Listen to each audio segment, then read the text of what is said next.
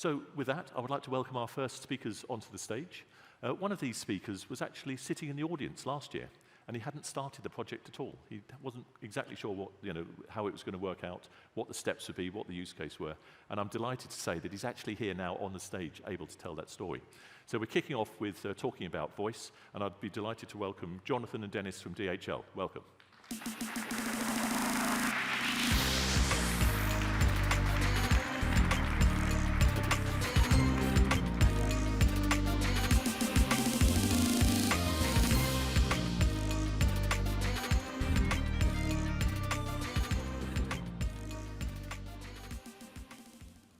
Yeah, good morning, everyone. Great to be here. I'm Jonathan, this is Dennis. I'm responsible at DHL for CRM solutions and our digital agenda. Dennis is our IT project lead for our Voicebot. And yeah, we are delighted to tell you about our journey. And yeah, it was just mentioned. Last year we were sitting here, we didn't even start. Now we're up here on the stage, and this is what this talk is going to be about. How you can get from sitting down there to being up here within 1 year. And, or like Phil said, the time to act is now. Yeah, we're DHL, the world's largest logistics company. We do so with various divisions. We have planes, we have ships. Our division, Post and Parcel, we have little parcels, we have mailboxes. Yeah, and for us, it is all about sorting, transporting, delivering shipments. And when I say shipments, I mean a lot of them. Like over a year, all the mails and parcels together, they add up to something like 15 billion shipments. And this is 15 billion chances for us to be or to stay Germany's preferred logistics company, preferred delivery company. But it's also 50 billion chances that along the way something might go wrong. And if something does go wrong, like for one shipment, statistic experts would say, come on, it's just one shipment out of 15 billion. If you would put it into a calculator, something like that would come out. And I don't know. At university, I never understood what this means. But yeah, we don't say, it's just a fraction of a percent. We say every shipment counts. And why is that?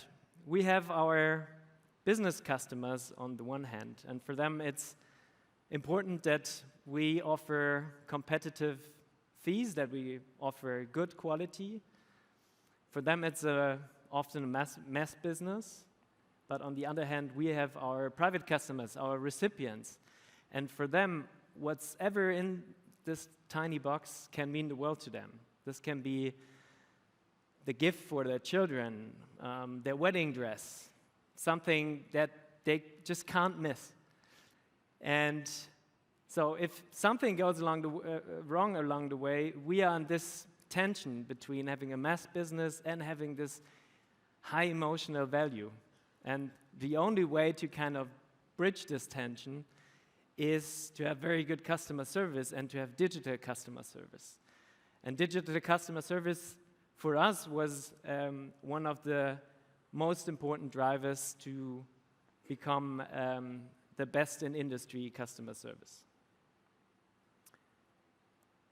And digital customer service for like the last 10 years meant for us that we want to integrate all our touch points to create structured data, to then have easy and automated case handling, to resolve the issue seamlessly, digital, so we can, your customer feedback, we can forward it to the delivery person, to their handheld device, and then get back to the customer quickly with a solution.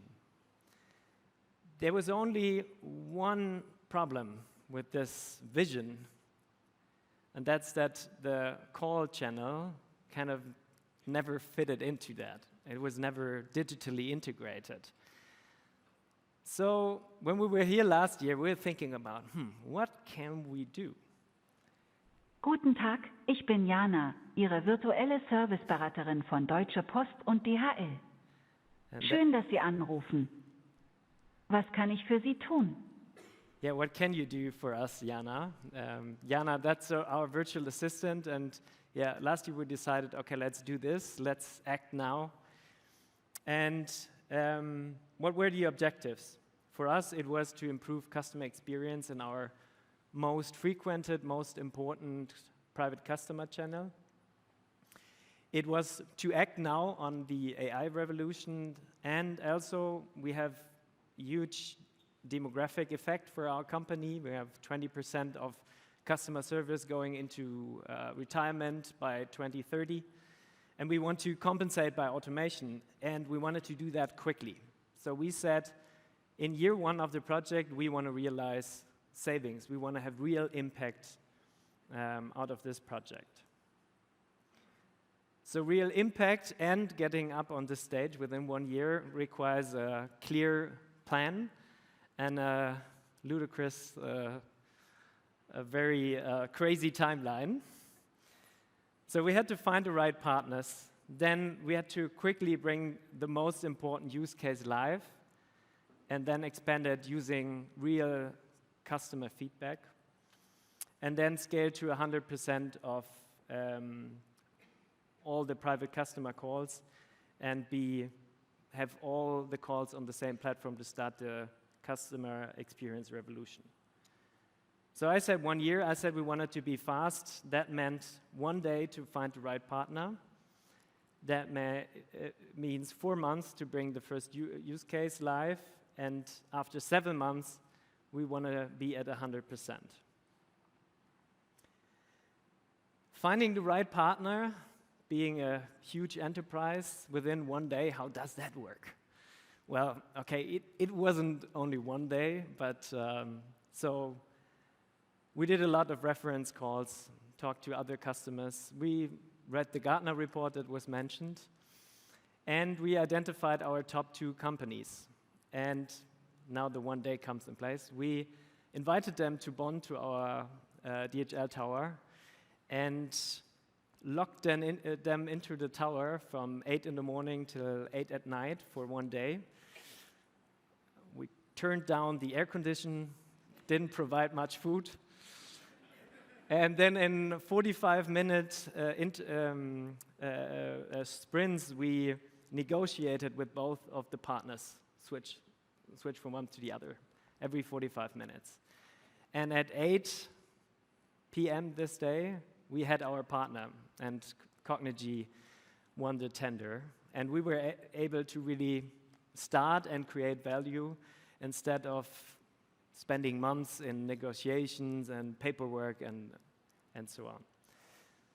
So Cognigy, our main partner, and in order to scale this project, to bring it live within the mentioned timeline, we reached out to our neighbors from Bonn that already know our enterprise very well, the colleagues from Telekom. So we had the partner, we had the bit stupid timeline that we wanted to achieve, and then I handed it over to our project lead. Dennis, there you go. Yeah, I'm happy to share with you our journey. As Jonathan said, 7 months to build a voice bot for all our customer calls, which are a lot. So really big project, but we did it. It's live since November last year. And I'm happy to share a story, how we achieved this, how we got into this. So what do we do first when we want to build a voice bot? We identify the key use cases. In our case, it's just the basic tracking for parcels and letters. That has 2 reasons. For us, it's the most important use case, as it's the most asked use case that our customers call us. And second, it's a basis for all our other use cases. So we need like a shipment status to help the customers in general. So this was the first use case that we identified, that we created in just 4 months, and then experienced with it. Talked to a few customers about it, and tried it out. Second of all, second of the process, we wanted to create a modern solution for our Voicebot. Not just a dial menu where you have to add your digit, like 0 to 9, what you want from us. Talk to us. Explain us what you need. We know from what you talk, the intent, and then we can direct you to the right use case. Third, define KPIs to measure your success. It's really important to know how many first solutions you have, how many call boards you have, how is the customer satisfaction. First of all, this really sounds easy, but when you dive deep into it, it's really complex to define the right places, the right spots in the process where you set these values to define your success. And last but not least, it's important that you analyze your customer calls. Well, a lot of experts are working on these projects, so it was in our case too. There were project members that work for years in these projects. But the question about how do our customers experience this Voicebot process, how do they feel about it? Well, there's a simple solution. Just look into your conversations. We have transcripts that you can analyze, and there's the way that you find out a lot about your process, about optimizations that you can do about it. So this was basically our journey, and this is basically our blueprint when we do new use cases, when we create additional functionality in our Voicebot that we always run through. Well, that being said, we created a Voicebot. It's live. What now? Well, it can be separated into 3 major points. First of all, for us it's important to optimize the use cases that we have. We don't want to leave this there, staying around to just focusing on new functions. It's important to look into the use cases that you already have, optimize them, look if everything runs right. So at the moment we have 6 different use cases. Doesn't sound that much, but in detail it's a lot because these use cases are connected to each other. So they have to work together to give a good customer experience in the end. So second topic is the conception and implementation of new use cases. Of course, we also ask ourselves, what do customers need when they call us? What can we do already with the Voicebot? What can't we do already with the Voicebot? So these are topics that we dive then deep into and take a look if we can establish them in the Voicebot. Last but not least, optimizing the customer experience with cutting-edge conversational AI technology. We already heard it from Phil. Agentic AI is a big topic. We created a Voicebot for our customer service. So that's where we currently are, but we want to evolve it. So there are a lot of opportunities that we see. And we brought something really cool today, fresh out of the labs.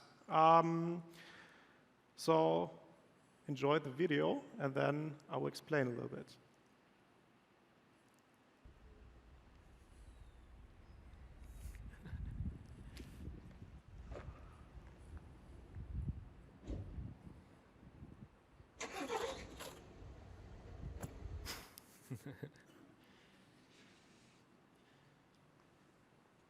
Guten Tag, mein Name ist Jana und ich helfe Ihnen gerne bei Problemen mit Ihrer DHL-Packstation.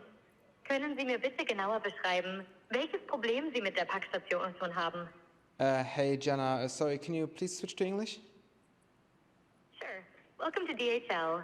My name is Jana, and I would be happy to assist you with your problem. Can you please describe in more detail what problem you are having with the Packstation? Yeah, so I want to collect my package, but the door does not open. I can help you with that.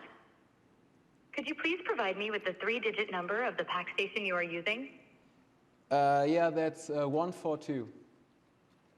Thank you for the information. Just to confirm, the pack station number is 142. Is the compartment visibly damaged, or is it just not opening? No, it's just not opening. Got it. I will report that the compartment is not opening. Shall I use the phone number you're calling from for status updates? Yeah, please. Thanks. Would you like to upload a photo to help us evaluate the issue? Yeah, let's do so. All right, I've just sent you an SMS with a link. Please click it to upload your photo.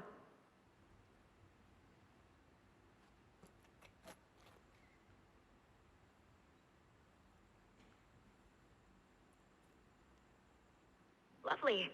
I have received the attachment. A technician will look at the problem on site. We will contact you by phone as soon as the problem has been resolved. Have a wonderful rest of your day.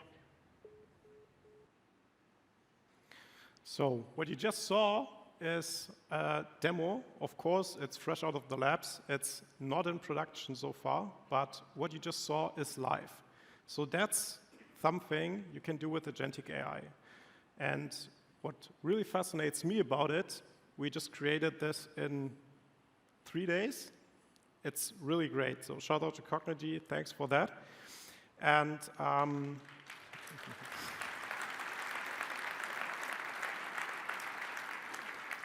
I guess this is a really good demonstration on agentic AI is not something we're just talking about, or this is just something that works in a demo. It's something that could work in reality. Of course, as I said, it's not in production so far, but this is something that we look into the future and experiment with it. So really great solution. And with this, I think we are finished. Thank you for your attention.